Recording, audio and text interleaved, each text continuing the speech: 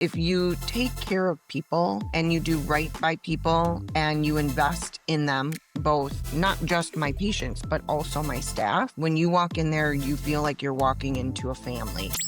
This is the Aesthetics Growth Podcast.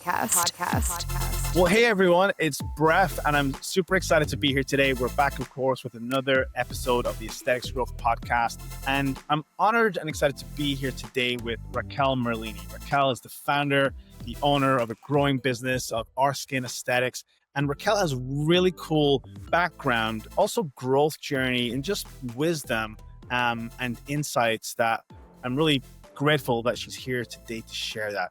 Raquel, welcome to the show. Thank you so much for having me, Bref. I'm super excited to be a guest on your show and also learn about you and share some of the things that I've learned along my journey. Awesome. Well, I know you've got we spoke about it on the initial call recently, just a really interesting, really cool background. When we get into kind of like, how your leadership, your philosophy has been able to make impact in your community and growing your business. For anybody who hasn't had the chance to meet you or gotten to know you a little bit, Raquel, would you mind giving us kind of the overview of, who you are and, a little bit about your journey to where you are today? Yes. So I was kind of always in the beauty industry. I started working for Clinique when I was 18, and I was that girl who at sleepovers was like, let's do oatmeal masks and, put together, paint our nails and have all of the sparkling cider and have all of that fun. But I was also kind of a tomboy too. So it was a little bit of an oxymoron, but definitely always been enamored with self-improvement. And I became an esthetician kind of like, even though I'd always been in the beauty industry, either I was model of the year in 1992 and I was a stylist and a makeup artist at a local hair salon. And then I was a narrator also for a automotive company. So I had a little bit of product specialist background as well, but I ended up getting married very young and I had my children early, and that kind of put my career as well as my education on hold. And while I was married, unfortunately, we went through the crisis of 2008 and we lost everything. My ex-husband, we were on Extreme Home Makeover twice. We built a home in Detroit. We built a home also in Charlotte, North Carolina. And I kind of needed to start over. So he relocated his business down to Charlotte. And I was in a Bible study with some amazing women, and they were like, what are you interested in? And I said, well, I've just always been interested in aesthetics and beauty. And I really didn't know at the time. I thought that you had to go to cosmetology school, and I had no desire to do hair. I can't even do my hair on a daily basis. So, but they were like, go to aesthetic school and you could be an esthetician. And I was like, oh, what's that? And they started discussing skincare. So I found a local academy and met some amazing women during it, and also kind of found my legs and ended up becoming an esthetician. And then we ended up moving back to Michigan.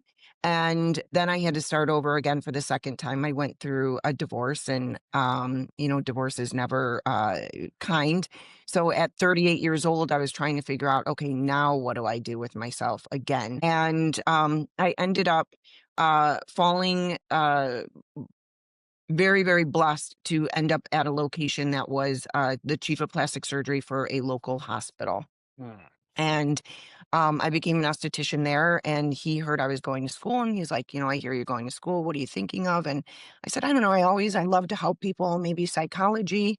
And he said, if you went to nursing school, I would teach you everything that I know. So I was like, okay, I'm 38. Do I really want to? I had to get gen eds to apply to nursing school. And at that time, because everybody was trying to recreate themselves, because here in Michigan, it's the big three. So we have Chrysler, Ford, and automotive companies, and they were all out of jobs also. So it was very difficult to get in. So I ended up applying, and that put me on my nursing journey. Super interesting. Well, there's a lot of reinvention in there, right? And one thing that kind of stood to me during our initial chat too was, would you say has there always been an underlying competitive edge to you? I know that obviously you've been in serious competition before. So did that help shape you as well? Was there, because with that reinvention, it can be too much for some people. It can be like, that's a lot of work. I mean, everything you expressed there, the gen ed, going back to school, the learning, obviously nursing school, working at the plastic surgery practice, and then growing your own business. There's a lot there to squeeze in together. What was it for you that said, you know what, I'm doing this? Yeah, I guess to your point, yes, I always have been competitive. I ended up while going to school, I had the divorce put me at like 107 pounds and I was very emaciated. I was highly stressed out. I had two teenagers at the time and I didn't know how I would support myself. And I had a lot of naysayers saying that, you won't be able to do it. What do you think you're doing at 38 years old going to school? And I ended up hitting the gym and put a lot of my focus into uh, raising my children as well as competitive bodybuilding. I did a couple of triathlons that, really kind of it got that competitive edge kind of regenerated. And then it was like, I'm hitting the gym, and I had a coach at the time that had just turned IFBB pro. And I said to him, "Do you think I could compete?" And he said, "You're not disciplined enough. I don't think you could." And I said, "Oh, okay. Well, give me a diet and let me see where we are in a month." And he said, "You're not going to make it, but I'll give you the diet." And fast forward, as soon as I got through the first month, I said to him, I already picked my first show and I already bought my bathing suit and I'm competing whether you're on my team or not. So I said, I'd be much stronger with you, but if you don't want to join me and help support me, then I'll do it on my own. And I ended up doing my first competition while going to school full time. I think I was sleeping rough about 4 hours How did you find a out? night. So, I ended up, taking first place, at my first local show. I did one more show, took first place again, and then never competed locally. I went to nationals, and after 2 years competing at nationals while going to nursing school, I ended up turning pro. So, the pro bodybuilding actually helped, and I know further along, maybe we'll talk about some questions about like what fueled my business, but um, a lot of that networking with women because how people are talking about the GLP-1s right now and Ozempic face and having that facial wasting, I experienced while being a competitor. It's like your body's ripped, it's shredded, you look like an anatomy poster, and your face looks like I looked like Arnold. So, I got a lot of backlash too about that. Like, you're 40 years old and you're going on stage in a bikini. I remember my daughter showing up to my first show after being in Spain. She lived abroad for a year at the age of 16. And she looked at me and she said, "Does everybody wear those stripper heels or did you just create that yourself?" And I was like, "No, everybody's wearing stripper heels." That's just kind of, but so, anyways, yeah. So I have always been competitive. I love when somebody tells me I can't do something because it makes me dig really deep and challenge myself and push myself. And I think that adversity and adaptability and competitiveness, it can be healthy. Yeah, and I was just going to go there specifically is, you're told so many times, no, you can't do it.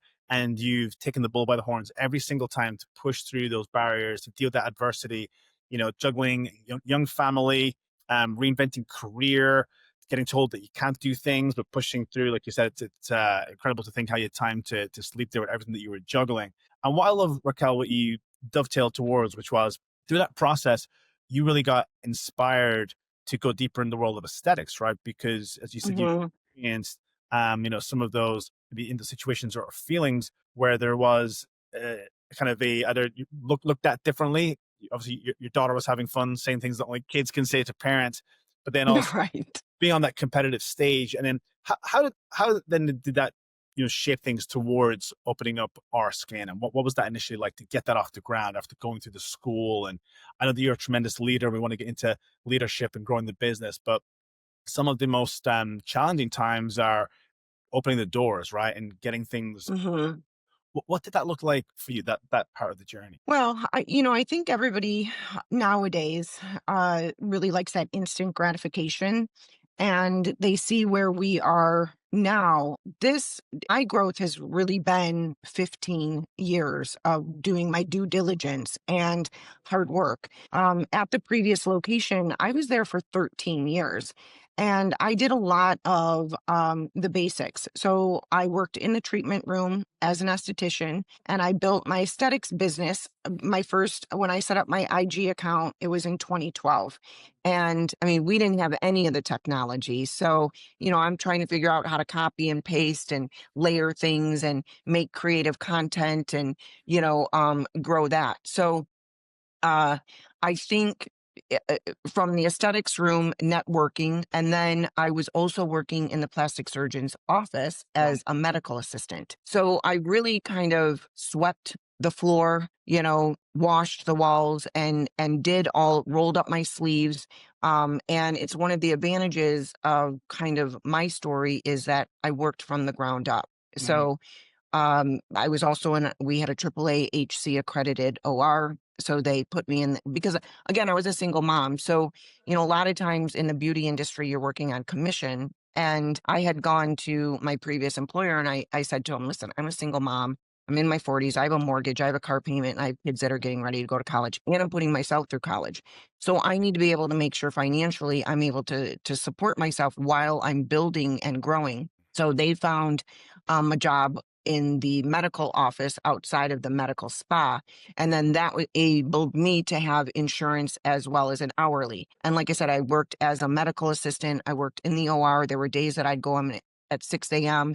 and I'd be in the OR until 6 p.m., 7 o'clock, sleep, repeat, as well as all of my clinicals. So I learned a lot about uh, being a medical assistant, being behind the scenes, and it put me in touch. So while I was also pre-opping patients, being in the OR recovery as well as post-op, and then their post-op visits when they'd be coming in, I started talking about even if you have a facelift, if you go a surgical route, which I'm an advocate for, if you don't take good care of your skin, surgery may pull and tuck that skin and lift. However, you're still going to have all of the lines and the etching and the hyperpigmentation and the fine lines and the movement on your skin. So you have that loss of integrity of the skin.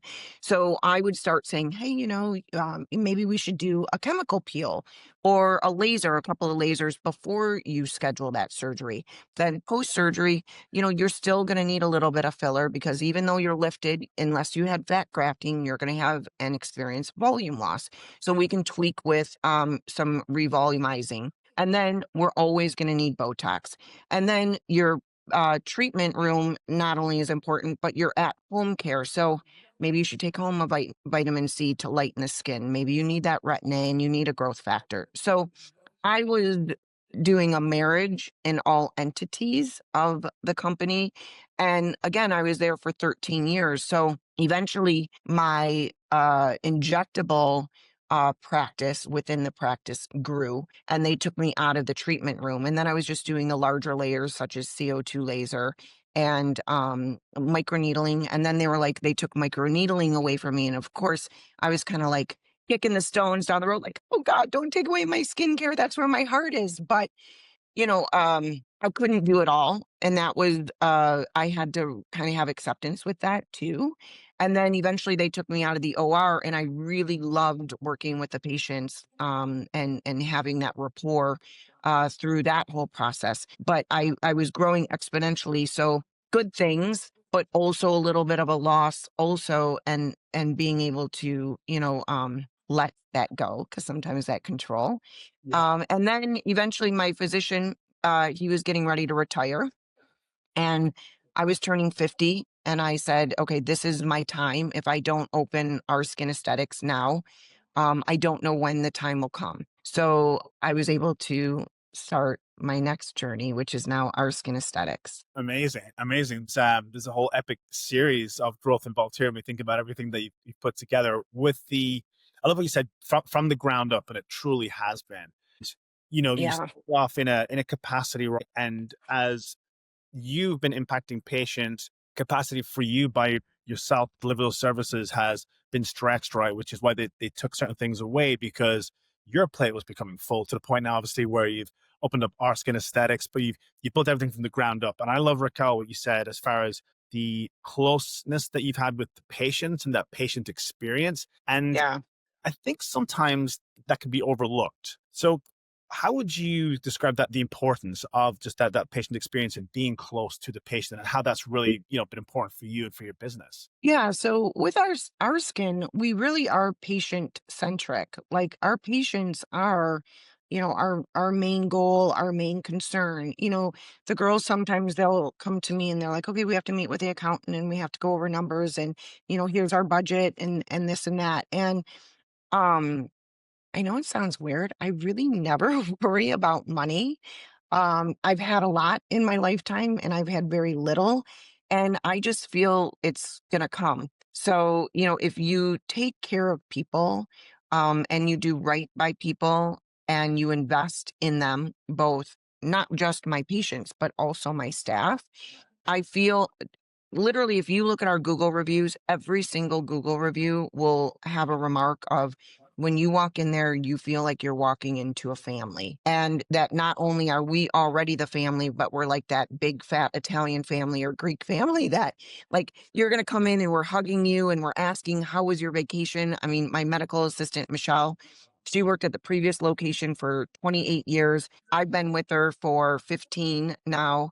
And everybody knows her as a staple. As soon as they see her, she's like, "How was your vacation?" She remembers, you went to Finger Lakes, New York. What did you do? How's your little dog, Thelma? All those little nuances that really make people feel important and heard.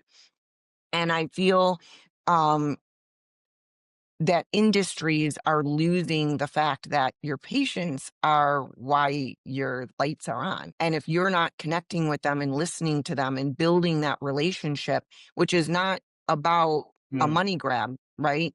It's actually and not to get on a tangent because aesthetics is medicine and I get really frustrated that, people are not treating it as such with safe practice and, going through those consents and putting an assessment together and a plan for the patient. That's going to be the best plan for them. Everybody's not cookie cutter. And, not everybody's budget is you know, astronomical. So you have to key and tailor your patient's visit according to what it is that their needs are. And I think that we exude that. That's awesome. I mean, for sure, the holistic plan for patients, I think that really is, again, it's something that not everybody gets, right? Sometimes it's more transactional, or they're here for this or here for that. But Yeah. developing that relationship that enables that conversation. And what you said about Michelle also is something that businesses in general and practices can struggle with, which is hiring and attracting, right? You have to obviously attract your client base and develop those relationships, but also with your team. As you've grown your business, and I can tell that you've got a team of 8 players. It's not easy. Hey, so quick message, then we'll get right back to the show. This episode is brought to you by ClinicGrower, my growth marketing agency that helps medical spas and aesthetic practices to scale sustainably with multi-channel marketing, with smart automation and real-world conversion strategies. Now, I know that might sound a little bit vague, and that's because growing your business isn't really a one-size-fits-all formula. Every practice is going to be different, and so should your marketing plan too. So at ClinicGrower, we offer a completely free marketing audit, a growth plan that's customized for you and for your business. This is going to include a full analysis of your current presence, your current marketing, your local competition, and also a roadmap, a growth plan designed to help you to attract more high quality patients and to increase your revenue and to grow your business. So if you want to scale with clarity and confidence, just head over to clinicgrower.com/schedule to book your free consultation. That's clinicgrower.com/schedule. Now back to the show. So what's been your approach to doing that, to hiring and empowering your team so that they can force multiply with you? Yeah. So, my fortune has been I had the opportunity to work with all of the ladies that I work with now. So, when our doctor had said he was going to retire and I kept it under wraps that I was going to be looking, I was very mindful and took my time and looked where I wanted to open. And then when I finally did, I had told Michelle because Michelle was like, "When you retire, Raquel, I'm going to retire." And I said, "Well, I'm not retiring anytime soon." But I said, "Would you be interested in coming with me?" And she said, "Oh my God, yes." She goes, "Because when you leave, I will leave also." And then my patient coordinator, Kayla, who is I call her the underboss. She is the front desk person. Not only is she absolutely stunningly gorgeous, but she is just as beautiful on the inside. And the patient's experience begins from the time that she contacts them also, which is prior to the visit. But I watched Kayla, she's young, but she's an old soul. And I watched her handle a few couple of very challenging experiences at our previous office.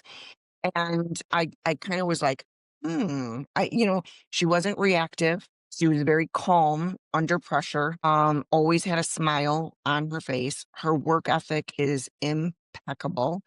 And she had gone to, she got a 4-year degree, but she ended up going to medical device school. She wanted to be a medical device rep and didn't pan out. She didn't want to relocate. And so she had put in her notice. And I said to her, I'm going to be opening my own place. I said, I don't know financially if I can afford you. However, I said, I would really like for you and Michelle to be on my team. And she said, well, I want to be with you. So she said, we'll figure out the pricing. And we were able to come to an agreement. And I was very, very blessed to have her come with me. So I had the luxury of knowing those two people for a couple of years, many years in some instances. And then Alicia, who is kind of my flex person, she was a medical assistant. We have her on front desk as well as being a medical assistant. So we have a flex space. So, I think nothing against salon suites, but again, this isn't hair, it's not nails, it's not tattooing.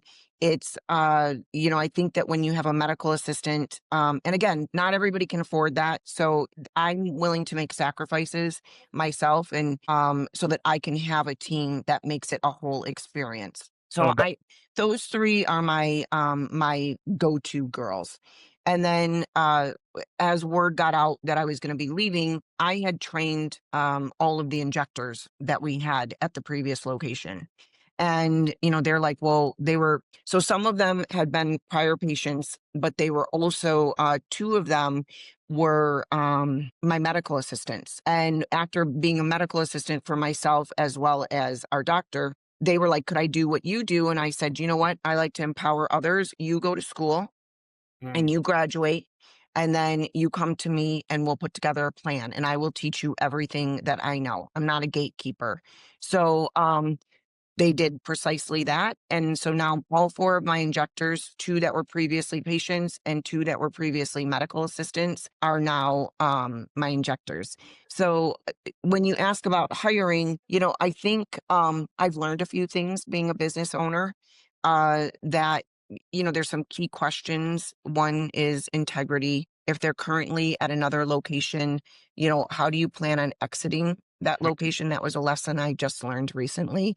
Because if they're not going to give their employer 2 weeks notice and be respectful, and they're just not going to show up, then they'll do that to me as well. Right. So, coming from kind of a growth, aesthetics, I think that be real slow to hire and very quick to fire, because if one bad apple is going to ruin the whole bunch. And here, for being women, and I've been a girl my whole life, I've been in a lot of competitive experiences.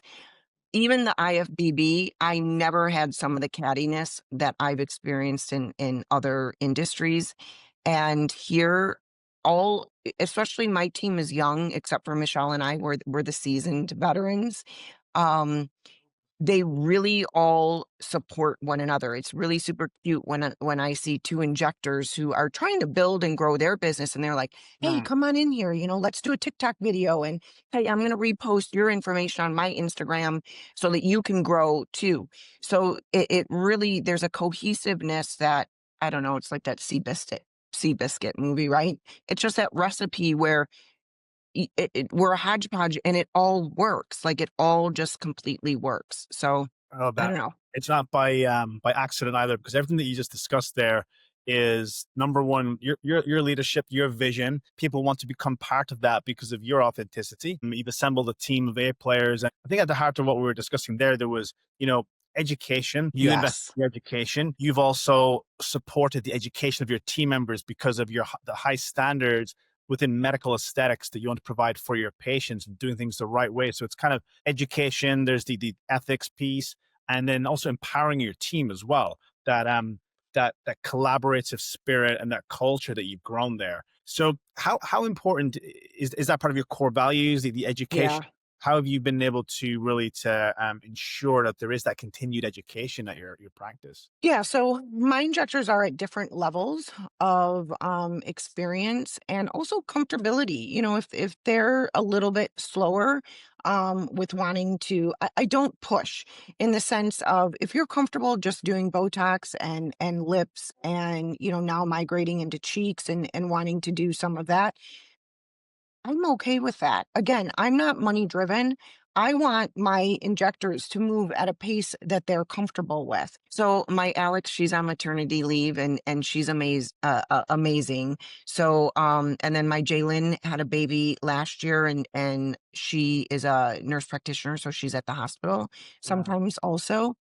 My Amanda, who does my social media as well as being a phenomenal injector, she's part of the team. And then my cute little Mariah, who's the newest, um, she's been part of the team from day one, but she was my last one to go to nursing school.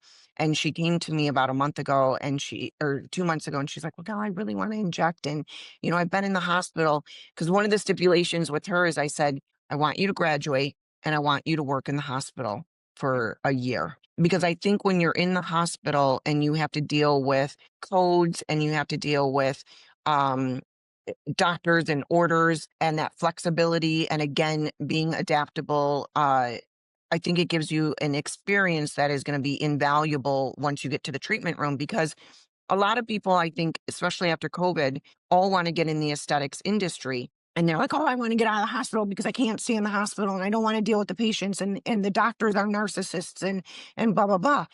Okay, that's great, but you're dealing with patients for short term. They're usually sick and uncomfortable. And now you're going to move into the treatment room. And we're not taking insurance. They're selecting to come to you. They're not in pain. They're typically scrutinizing their face with a magnifying mirror and they see every single flaw, whether it's imagined or real. And you're going to have to learn how to deal with the patient, not just prior, but also, I tell my girls, they're like, oh my gosh, I have a patient who, you know, maybe her eyebrow isn't perfect, or she thinks her eyebrow was a different way before and she thinks it's different now. And I'm like, well, this is going to be a really good learning lesson because now you're going to have to go in and you're going to have to deal with a patient who paid out of pocket and might be a little unsatisfied, and you're going to have to turn it around and you're going to have to make them satisfied and have them still be comfortable to return too. So there's a different problem solving, I think, that goes into that. So the hospital experience can be invaluable also. Mm.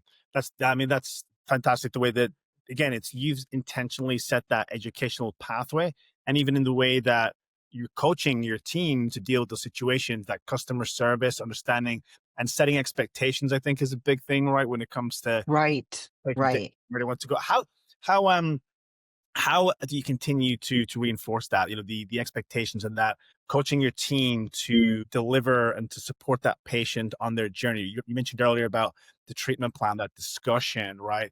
A lot of practices, maybe especially newer ones or ones that have different pathways to get into medical aesthetics, they kind of go for the patient came in looking for Botox, so we're going to give them their Botox, and then they don't follow through with really understanding what that patient needs, and that can lead to challenges when it comes to growth as well, right? Because if you're seeing patients and it's transactional, there's no relationship, then like where is the bond with your business and that patient for them to come back, or the people together? So I'd love to just to hear your thoughts on how that has evolved or how you've kept that intact with our skin. Yeah. So, and also, Bruff, I just want to preface to your last question. We do a lot of educational trainings. I'm actually going to a training myself today.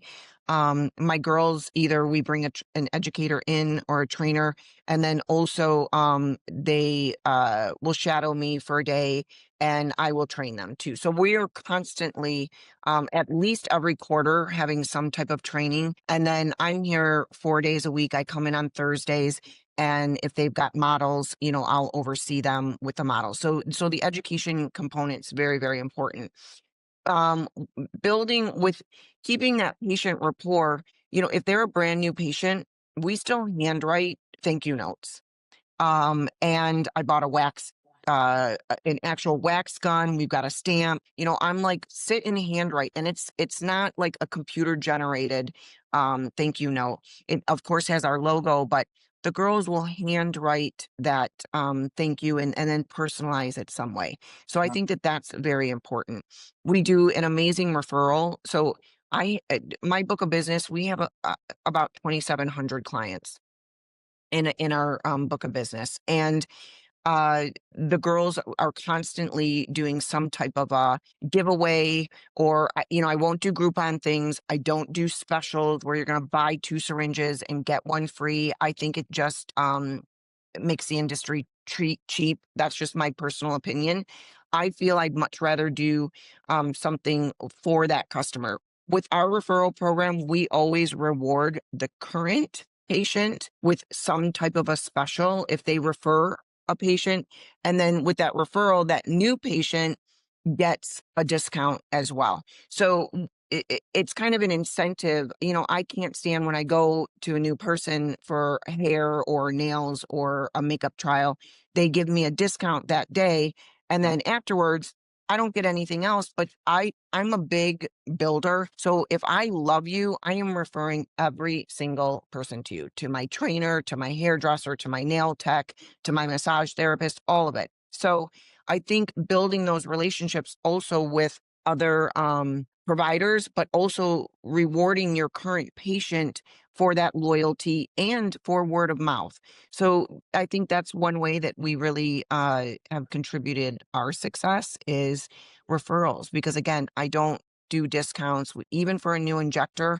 I'm not having you retail your Botox for $9, when everybody else in this area is 15, because all that screams to me is a lack of clientele and a lack of expertise. If you've done your due diligence, which not only do I educate and show and mark and explain anatomy through didactic, but I'm still a little old school, so I have actual books. And it was really cute because my one injector, Amanda, I gave her a book to read that had a whole bunch of anatomical points and why you do this and that.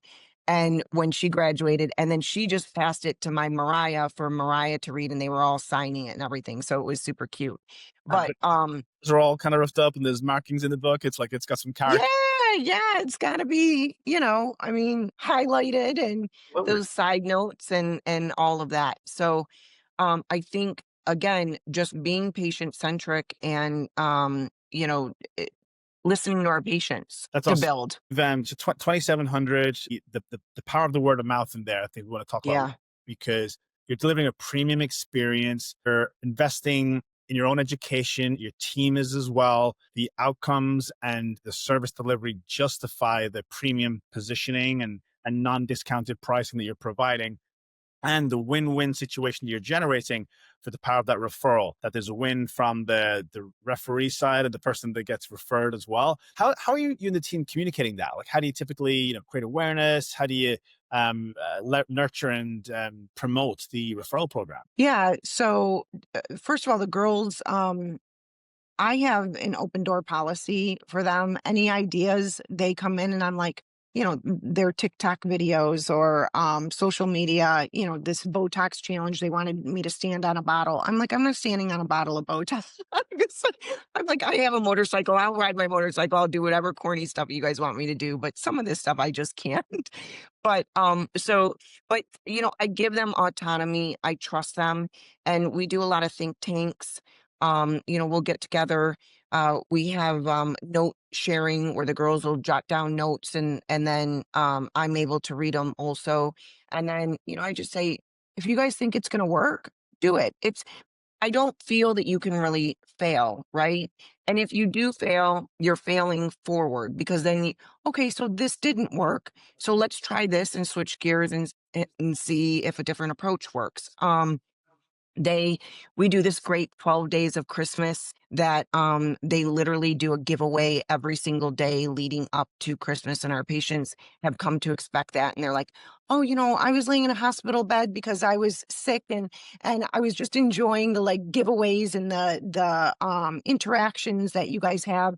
We'll do coffee chats, and every year since we've been open, we do a vision board at the Mm, beginning of the year in February, and we get together at my home, and we get magazines or cutouts or whatever they want, and we put together poster boards and of what we would like to manifest. That really got me through some of my dark days when I was beginning this journey.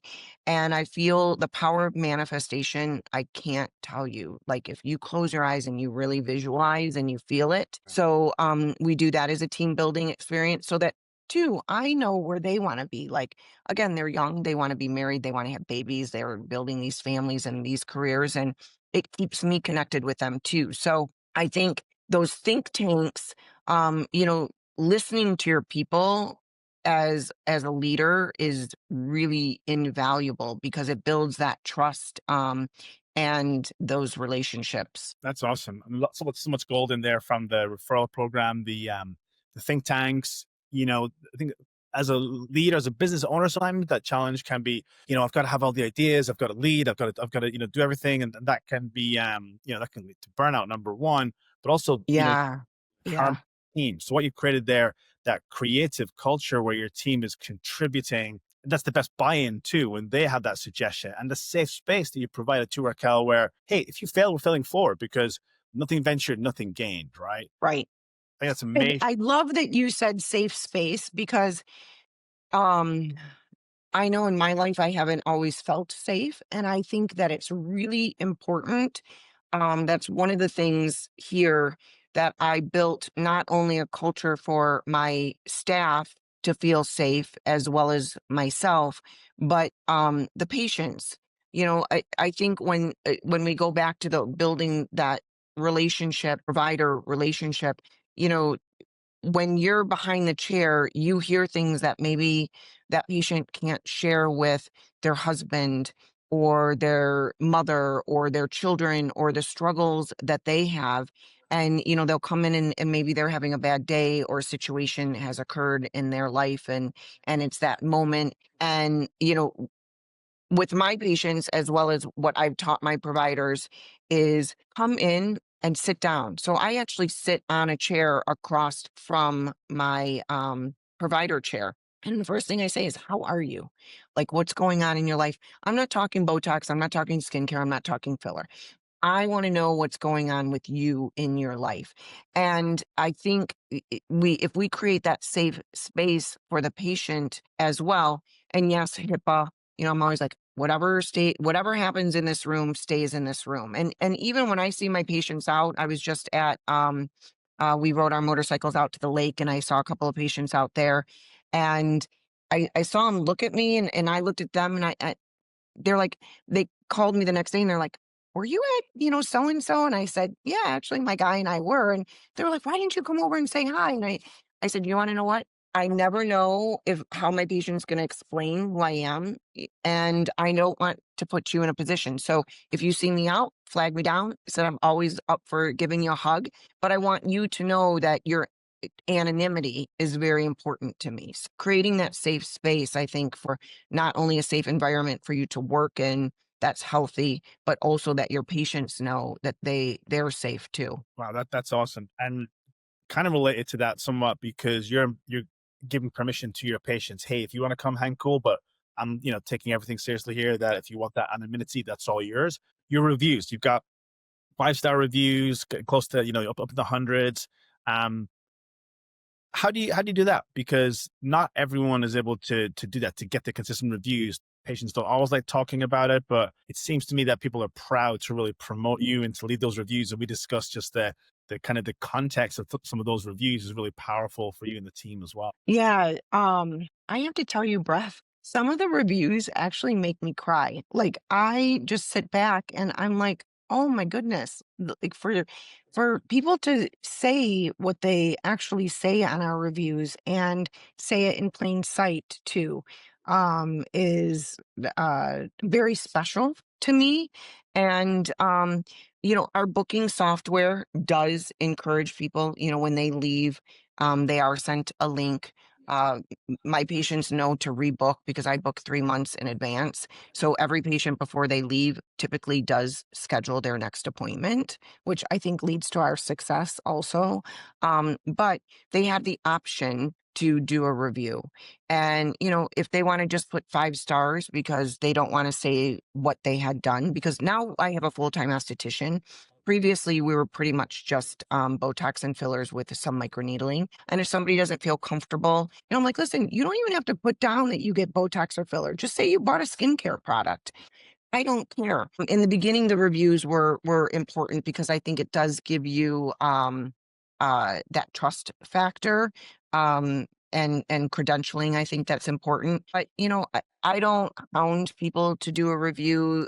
We really don't reward people. It's not like I'm going to give you, some free units for a review. They really do it out of the generosity of their feelings from their experience. Even people who've been coming, well, again, I've been in the industry for 15 years now. My clients have been clients for 10, 12, 13, years plus. So they'll do multiple reviews, which is always amazing too. So definitely, I feel very, very blessed, and I'm grateful every single day. Awesome. Beautiful. Raquel, if you're up for this, I'm going to introduce you to the rapid fire round. Are you game? I'm going to Oh come at gosh, you with okay. different questions, some fun ones. Nice, easy one to get started with. What's your favorite treatment? Currently, it would be full face rejuvenation. Why that one? I just feel there was a lot of people who, oh, I just want lips, or oh, I just want a chin. If you aren't balancing the nose, there's a Ricketts line. If you're not balancing the nose to the lips to the chin, I think that's when we were getting some of the oddities or caricatures of face. So currently, for me, as an aging female, I just feel that full face balancing. If I had to pick a second one though, microneedling, hands down. It's seasonal. There's not a season that you have to only do it. It's seasonless. You can do it all year round. So microneedling, if you're allowing me to pick a All second right. one, that would be it. You did it. You did it. That's awesome. How about you? No, the education is so important to you as well, and you're doing some today also. What's your favorite or go-to conference or event? uh, I wouldn't necessarily say it's specifically a conference. I was very fortunate to do a cadaver class with Professor Codafano. I think he's amazing. The cadaver course definitely elevated my practice behind the chair. So I think it would be more just picking Arthur Swift is fantastic, Codafano, and then I've done some other clinics as well, but it wouldn't necessarily be a specific except for maybe Codafano's. Okay, love it. How about if you could because you've been grooming team members, MAs, injectors at your practice, if you could teach just one thing to a new injector, what would that typically be? Uh, Authenticity. Hmm. Be authentic, because if you're trying to pretend that you're an influencer, or there's certain ways that you can even end up shaming a patient, like, oh, you only use rock from the grocery store, or I think product shaming. So I just think if you're authentic and the patient is aware that you're there for them and not being judgmental, that is going to elevate your patient satisfaction and your retention. Thank you. How about one piece of the favorite or most impactful business advice that you've ever received? What would you say that is? For us, we started small. So I think people have grand ideas and they want to have, 3,000 square feet and buy all these lasers, and I got to have the newest, latest, greatest thing. And I just stayed true to what I knew I was good at. And that was working with people, Hmm. and we kept our overhead low, and I didn't even think that we were going to be able to expand as quickly as we did, and the need was there, but I wasn't in a hurry for it. So I would start small. There's nothing wrong with being small. You don't have to be grand. It's Yeah. Be smart and not don't buy into everything that the reps say Right. or That's push.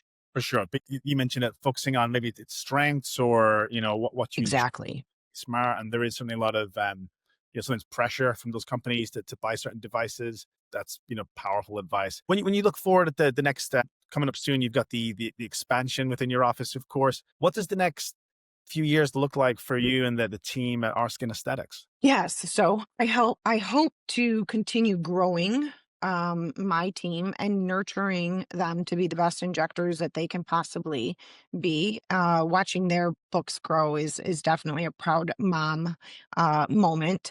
But my 2026 vision, which is on my vision board, would be getting a little bit more into the peptides. Your GHKCUs for skin. I love BPC 157. I'm in the gym still, and at my age, I'm starting to feel things that I didn't necessarily feel. So the recovery time. So, your uh some Morelands, I'm not, I really don't care about the GLP ones. I didn't hop on the bandwagon again. I think that you still have to put in work. I'm not against them. I think they're great, especially as motivators for people. But I would like to see us get involved a little bit more. I'm menopause, women who are over 50. I don't think we have to look like the Golden Girls. I think that we can look fabulous like J Lo and Jennifer Aniston and Demi Moore and all of that, and taking care not only extrinsically but intrinsically also. Is that where you see the future of the industry going? I was just going to add on to like where I- do you see the industry going over the next few years? Stem cells, exosomes, again, more peptides. Hopefully, FDA, there will be some changes, lifted and made because I think that there's some amazing products that are not necessarily FDA cleared, but they do work. Awesome. Well, we covered a heck of a lot of ground on the show today. Your It's so journey, fun. awesome. It's really awesome to hear the story. I know we connected briefly before, but this has been great to get to know you and get a sense for how your team are helping you and growing your business. I can really sense that team spirit and doing things the right way with the education. You said the empowerment there. I think that's awesome. When you combine those two with the right people that you basically developed and obviously associated with in those early stages, I think it's just absolutely awesome. I want to thank you for coming on the show. I wanted to ask you, for people that have listened to the show or maybe interested in learning more about what you're doing or would like to learn more about Our Skin Aesthetics or maybe connect with you all, what would be the best way for them to get in touch, perhaps? Yes. So our website is ourskin.net. Our social media is Our Skin Aesthetics. That's our Instagram. My personal Instagram is Our Skin Admission. And we have a link tree that is associated to the Instagram. Facebook is Our Skin Aesthetics by Raquel. And our phone number is on our website and everything, so you can get a hold of us. Awesome. Wow. Raquel, thanks again for joining the show today. It's been a pleasure to have you on as guest, and I'm excited for everybody to hear your message. So again, thanks so much. This has been amazing. Thank you so much, Bref. It was an honor, and I can't wait to follow you and all of your endeavors over the next couple of months with your family. For sure, I'll definitely be sharing that. And Yeah. I'll obviously make sure that after this show today, we'll have Julian will be editing together some little shorts and some graphics. We'll be able to share that with you. Hopefully they'll come in helpful for you. And is there anybody, I was going to ask you, if there's anybody else in your network perhaps that, you feel could value coming on the show to share their story? If somebody springs to mind, I'm always looking to connect with, authentic, influential, maybe impactful business owners like yourself, because your stories are so inspiring to many. And even for colleagues at different stages of the journey, there's always ideas, there's nuggets, there's things like the way that Yeah. your referral program, the way that you spoke about your team, the think tanks. I mean, all that stuff is so much gold. Yeah, I do. Actually, I think that you would really like my coach, who was helping me while I was competing. He just created first of all, he was a skateboarding pro in the 80s. Great. with Tony Hawk. Oh, So yeah. he's got a very, very interesting story. There we go. And he just created a new protein bar. It's called the War on Sugar. We retail them here. And one of my flex person, Alicia, she is a type 1 diabetic with a diabetic pump. And we actually gave her the bar and we watched her sugar and there were zero fluctuations. This bar is so clean. And so he's created that and I'm super excited and happy for him. So I think you'd be very interested in speaking with him. Well, I mean, I don't know if you guys are connected on Instagram, if there's a way to maybe like to share his details or connect us with a Yeah. message.